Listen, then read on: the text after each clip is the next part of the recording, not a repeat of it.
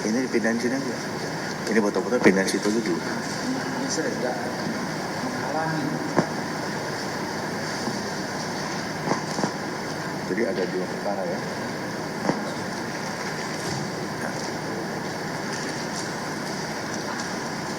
Ditidurkan juga nggak apa-apa. Nah, ditidurkan juga nggak apa-apa. Ya. Udah siap ya?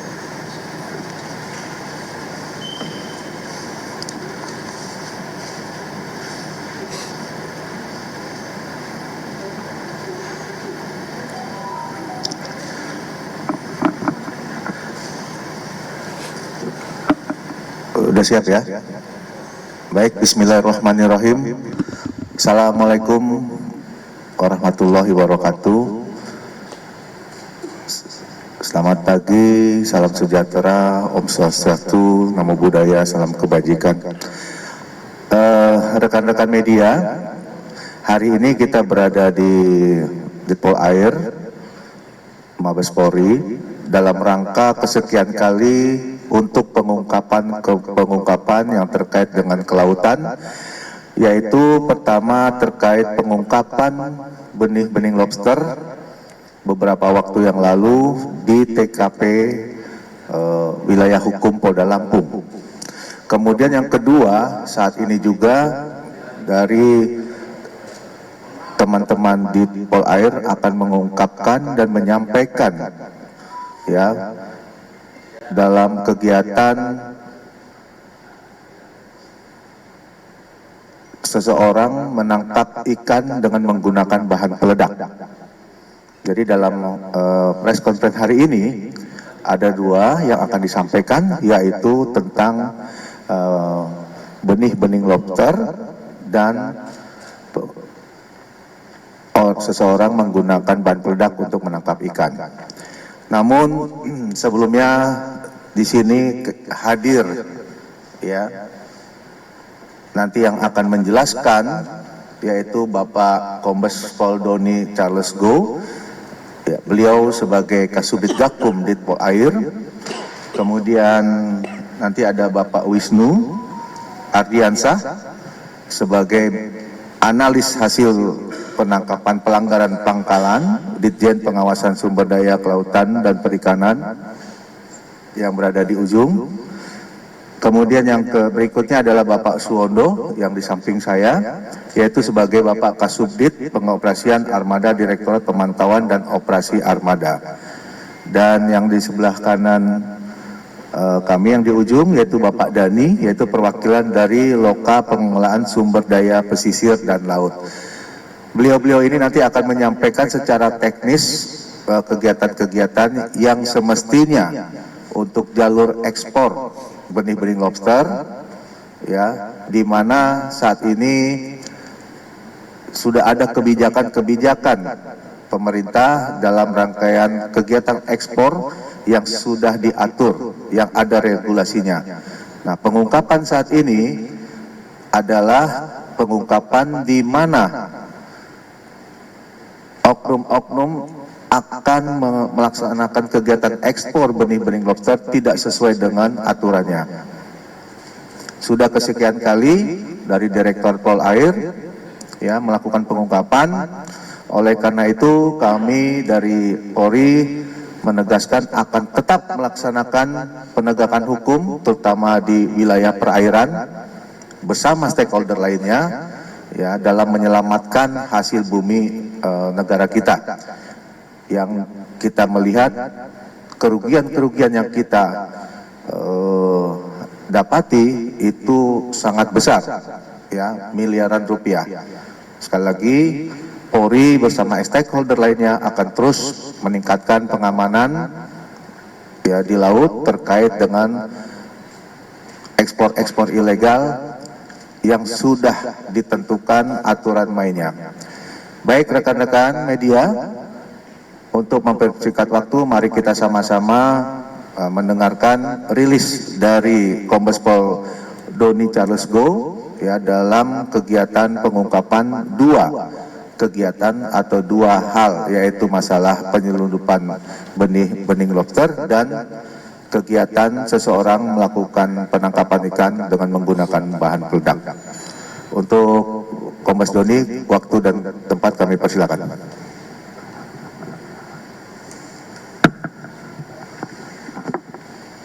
Tes, baik, terima kasih. Assalamualaikum warahmatullahi wabarakatuh. Selamat pagi, salam sejahtera bagi kita sekalian. Yang saya hormati Kabak Penum, Ropenmas, Div Humas Mabes Polri. Yang saya hormati juga rekan yang mewakili dari Ditjen PSDKP. Yang saya hormati rekan kami juga yang mewakili dari Kepala Pangkalan PSDKP Jakarta, kemudian yang saya hormati juga yang mewakili dari Loka Pengelolaan Sumber Daya Pesisir dan Laut yang hadir pada kesempatan ini, teristimewa rekan-rekan media sekalian yang sudah hadir memenuhi undangan kami. Pada kesempatan ini, kami dari jajaran Direktorat Kepolisian Perairan Korpol Airut Barkam Polri ingin menyampaikan hasil pengungkapan kasus tindak pidana. Ada dua kasus tindak pidana yang akan kami sampaikan pada kesempatan ini, yaitu yang pertama, kasus penguasaan bahan peledak ya tanpa izin yang kami duga akan digunakan untuk penangkapan ikan. Itu kasus yang pertama.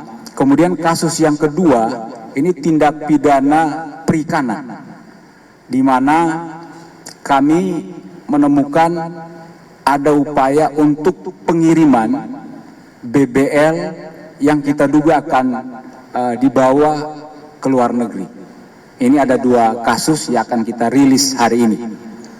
Baik, kita masuk ke kasus yang pertama. Untuk diketahui bahwa penangkapan untuk kasus pertama ini terjadi pada tanggal 9 Oktober 2024. Untuk TKP-nya sendiri, ini di sekitar Pelabuhan Ketapang, Kecamatan Ketapang, Kabupaten Lampung Selatan, Provinsi Lampung. Itu TKP-nya. Kemudian barang bukti yang berhasil kami sita, itu yang pertama, sumbu ya, sumbu berjumlah 30 helai, kemudian ada potasium yang sudah dicampur dengan cat brown kurang lebih setengah kilogram, kemudian ada potasium putih 2 kilogram, kemudian ada botol kreting deng kosong, jumlahnya itu ada 11 botol, kemudian HP 1 unit, kemudian ada tas hitam 1 buah. Ya. Untuk kronologis penangkapannya sendiri, pada waktu yang saya sebutkan, ya, anggota kami dari patroli perairan, ya, Ditpol Air Korpol Barkam Polri, pada saat itu memeriksa seseorang yang hendak menyeberang. Yang bersangkutan akan naik kapal penyeberangan. Kemudian pada saat diperiksa, ternyata yang bersangkutan membawa sebuah tas dengan isi barang bukti yang kami sampaikan tadi di awal. Kita lakukan pemeriksaan, setelah kita temukan, kita lakukan pemeriksaan singkat. Yang bersangkutan mengakui bahwa barang-barang ini diminta oleh seseorang lagi, di mana seseorang ini profesinya sebagai tekong kapal.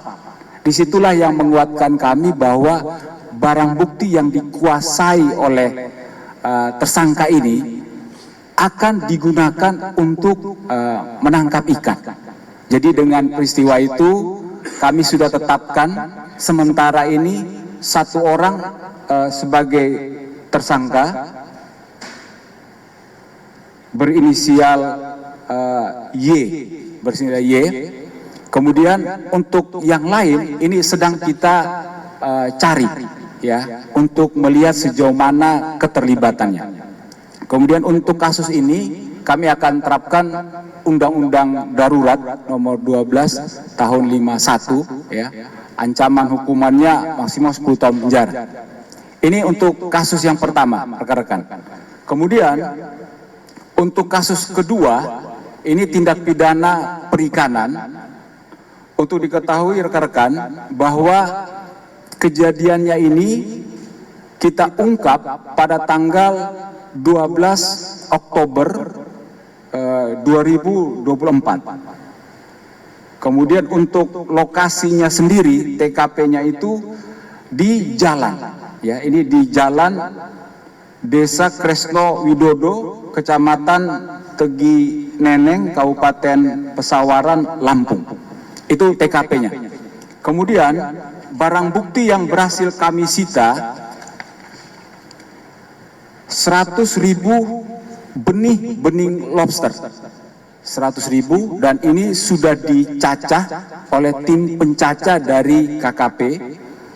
Kemudian 1 unit mobil Daihatsu Blind Van. Kemudian box styrofoam sebanyak 20 box.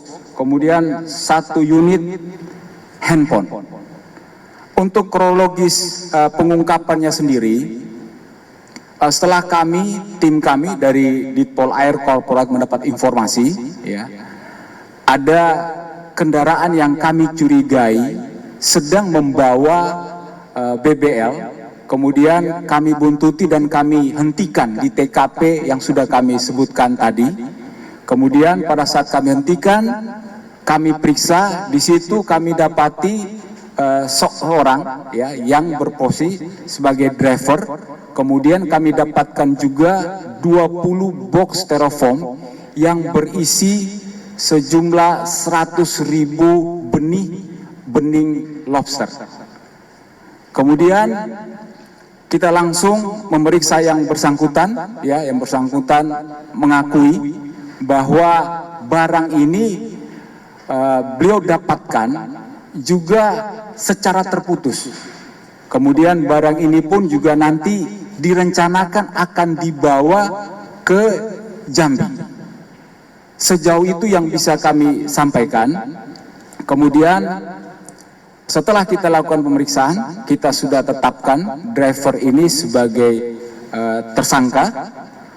Kemudian untuk penerapan pasalnya sendiri, ya kami akan terapkan Undang-Undang Tindak Pidana Perikanan nomor 45 tahun 2009, pasal 92, ancaman hukumannya 8 tahun, kemudian denda 1,5 miliar.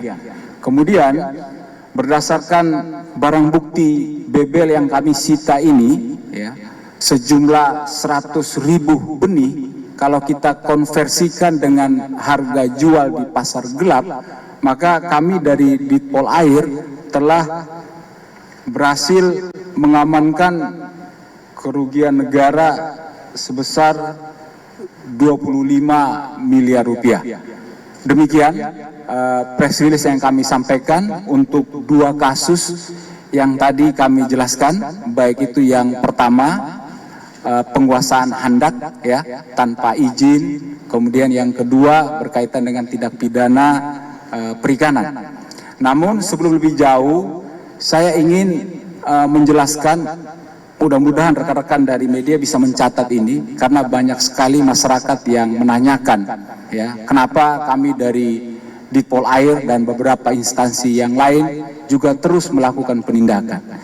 Untuk diketahui rekan-rekan bahwa benih-benih lobster ini mempunyai nilai keekonomian yang tinggi, ya.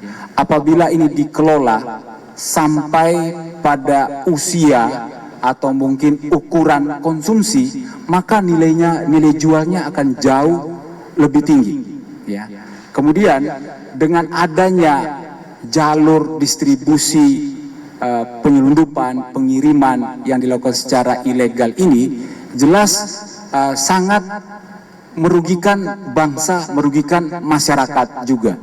pada kesempatan ini saya sampaikan sedikitnya ada 3 ya kerugian apabila praktek pengiriman BBL ini tetap dilakukan secara ilegal.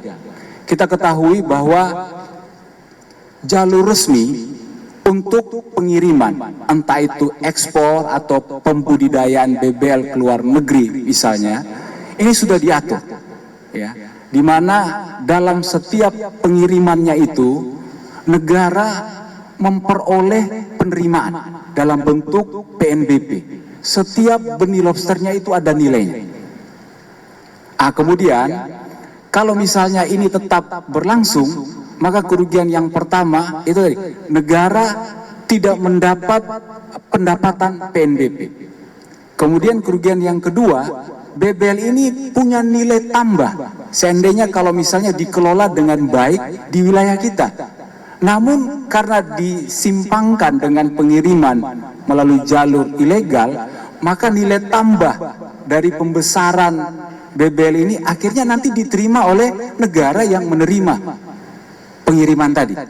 Kemudian kerugian yang ketiga, ini mohon dicatat bahwa dengan adanya jalur pengiriman secara ilegal, ini membuat nelayan-nelayan kita ini berlomba-lomba tanpa kendali menangkap BBL karena dengan iming-imingan keuntungan yang lebih tadi, sehingga akan mengganggu ketersediaan BBL, mengganggu ekosistem BBL yang nantinya berdampak kerugian ya terhadap masyarakat nelayan kita juga.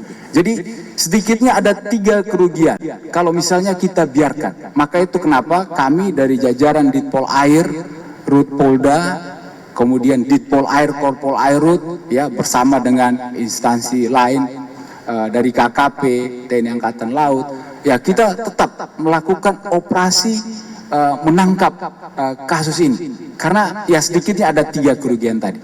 Saya rasa itu yang bisa saya sampaikan pada kesempatan ini. Terima kasih, saya kembalikan kepada Kabag Pen.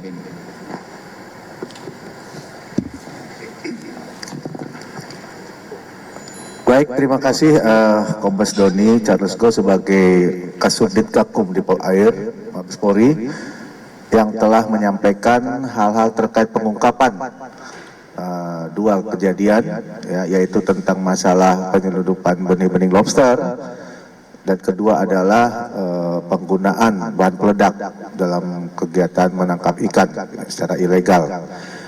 Sebelum kami sampaikan kepada rekan-rekan untuk diberi kesempatan pertanyaan, mungkin dari Bapak Suwono, Pak Wisnu maupun Pak Dhani ada yang mau disampaikan tentang regulasi maupun aturan-aturan yang lainnya. Silakan Pak. Baik, terima kasih. Mohon izin yang kami hormati Pak Kombes RD, Kombes Doni, dan rekan-rekan media sekalian. Saya Sumono mewakili pimpinan Bapak Direktur Jenderal Pengawasan Sumber Daya Gelombang Perikanan menyampaikan salam Pak untuk pimpinan dan jajaran Ditpol Air Baharkam Mabes Polri dan apresiasi yang setinggi-tingginya atas pengungkapan penyelundupan BBL ini karena memang ini menjadi konsen pimpinan dalam hal ini Bapak Menteri Kelautan dan Perikanan untuk bagaimana sinergitas Polri, KKP, TNI AL, Bea Cukai dan instansi lainnya untuk sama-sama menjaga sumber daya kelautan dan perikanan dan lebih khususnya terkait dengan benih-benih lobster. Tadi sudah banyak disampaikan oleh Pak Doni terkait dengan urgensi kenapa kita semua tetap konsen untuk menjaga BBL ini, bahwa ketentuan yang ada sudah ditetapkan terkait dengan tata kelola dari BBL, boleh diekspor tapi harus memenuhi ketentuan yang ada, mulai dari nelayan-nelayan penangkapnya, rekan-rekan pelaku usaha yang akan mengirimkan baik antar provinsi maupun antar pulau, termasuk untuk ekspor ke luar negeri. Tentu tujuan tadi juga disampaikan oleh Pak Doni bagaimana tujuan utama tetap kelestarian sumber daya kelautan dan perikanan. Yang kedua tentu tadi sudah juga disampaikan terkait dengan bahwa negara bisa mendapatkan penerimaan negara bukan pajak dari tata kelola ini. Jadi hal-hal ataupun yang dilakukan oleh pelaku yang melakukan pengiriman secara ilegal tentu dengan tidak mengindahkan ekosistem, kelestarian, dan juga menghilangkan potensi dari penerimaan dari negara bukan pajak ini memang harus terus kita lakukan pengetatan. Jadi salam hormat dari pimpinan Bapak untuk bisa dan apresiasi yang setingginya bahwa memang Ditpol Air Baharka Mabes Polri ini sangat intens, sangat konsen terkait dengan bagaimana menjaga penyelundupan BBL ini bisa kita minimalisir. Jadi aturannya juga sudah jelas bahwa untuk bisa melakukan pengiriman harus memenuhi ketentuan yang ada. Saya pikir itu, Pak. Makasih.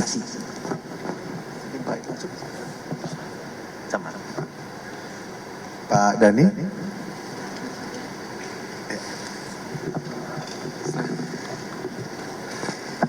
Baik, terima kasih.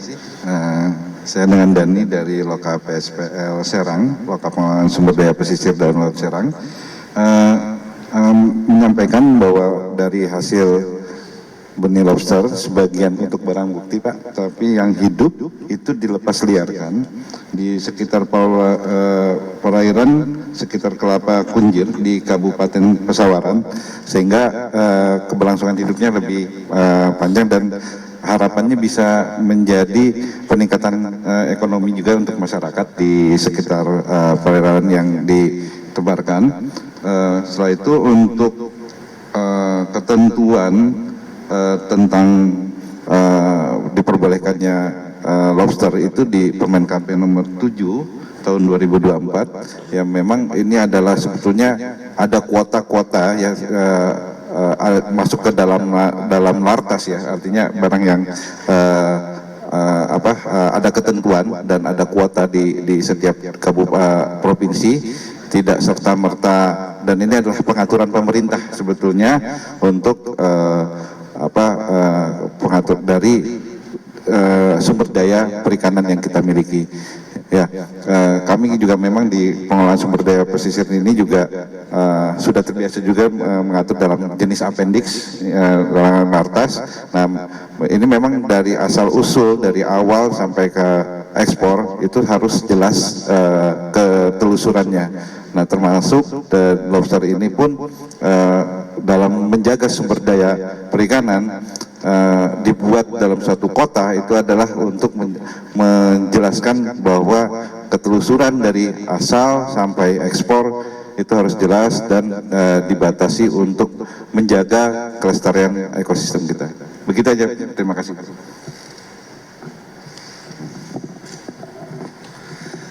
Baik rekan-rekan, tadi kita sama-sama sudah mendengar penyampaian baik terkait pengungkapan yang disampaikan oleh Bapak Kombes Doni, kemudian disampaikan oleh Bapak Suwono selaku Kasubdit Pengoperasian Armada Direktorat Pemantauan dan Operasi Armada, dan Pak Dhani sebagai perwakilan Loka Pengelolaan Sumber Daya Pesisir dan Laut. Baik, sekarang kami memberi kesempatan kepada rekan-rekan, mungkin ada yang mau ditanyakan? Ya, satu, silakan. Sebutkan nama dan dari media mana. Terima kasih. Mike. Pagi Pak, saya Nadia dari Antara. Mau tanya Pak, itu yang kan yang bom itu kan katanya dia hendak menyeberang. Nah itu tujuannya mau kemana dan apakah dia membawa bom ikan itu memang untuk diserahkan lalu dia menyeberang seperti itu. Lalu untuk kan kalau misalkan dia mau menyeberang kan berarti kan dia tahu mau kemana. Nah apakah orang yang akan dia tuju itu sudah diselidiki juga atau seperti apa? Terima kasih. Baik, ada pertanyaan lain? Kalau tidak ada, silakan Pak Kasubdit Gakup. Baik ya, Mbak dari Antara. Kami menduga bahwa bahan peledak ini akan dipakai untuk menangkap ikan karena pengakuannya bahwa yang bersangkutan ini disuruh oleh seseorang. Ya, kebetulan seseorang ini profesinya sebagai tekong kapal, namun kapalnya berbeda. Ya, dia memang ingin menyeberang, jadi menggunakan kapal berbeda. Cuma pada saat itu dia belum sampai ke kapal. Ya, jadi masih di seputaran dermaga, kita amankan di sana. Kemudian untuk identitas, ya, ciri-ciri dari orang yang meminta itu sudah ada sama kami. Ya, kami lagi berproses, kami sedang mencari yang bersangkutan. Kami juga nanti akan diperkuat dengan bukti-bukti lain sehingga nanti bisa kita menjerat pelaku lainnya. Jadi tetap kita akan terus mengembangkan kasus ini. Demikian, Mbak. Kemudian untuk informasi juga bahwa di tahun 2024 ini, ya, kami jajaran Ditpol Air sudah menangani 6 kasus penangkapan ikan dengan menggunakan bahan peledak ini. Kemudian jajaran Ditpol Airut Polda, ya, berdasarkan rekap kami sudah ada 60 kasus. Jadi kalau di total sampai bulan Oktober ini kita sudah menangani 66 kasus di seluruh wilayah Indonesia. Yang paling banyak itu di Sulawesi Selatan, itu ada 11 kasus. Kemudian disusul di Polda Lampung ada 8 kasus dan beberapa kasus lagi ditangani di beberapa wilayah. Jadi itu mungkin salah satu indikator betapa seriusnya kami menangani permasalahan destructive fishing ini, khususnya penggunaan bahan peledak di dalam menangkap ikan. Ya, demikian, Mbak, ya. Rekan-rekan, ada yang mau menanyakan kembali? Cukup ya? Baik, kalau tidak ada pertanyaan, terima kasih atas perhatian dari rekan-rekan sekalian. Saya akhiri, billahi taufik wal hidayah. Wassalamualaikum warahmatullahi wabarakatuh. Kita ambil ini untuk foto bersama.